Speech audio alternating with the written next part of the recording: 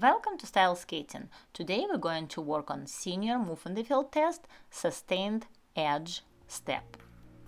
First, we're going to see a skater demonstrate whole pattern from both feet, and then we're going to work on details and take this move apart.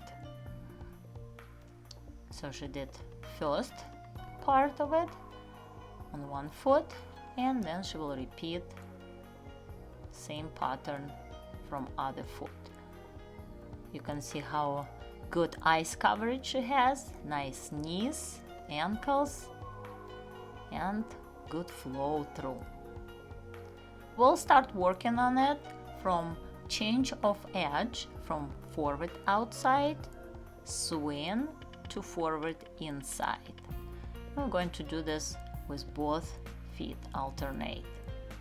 So you're going to do crossover, forward outside edge, swing, and change into forward inside edge. Try to go down, up, and then down again with your knees and ankles. Now we're going to add backward inside 3 turn,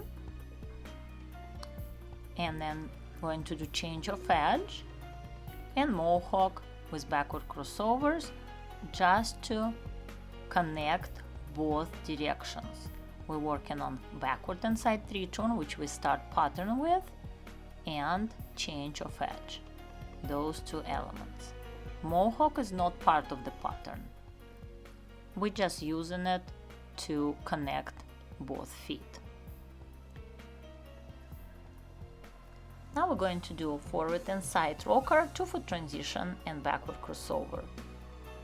And then we're going to do same with other foot. Rocker is the next turn in our pattern.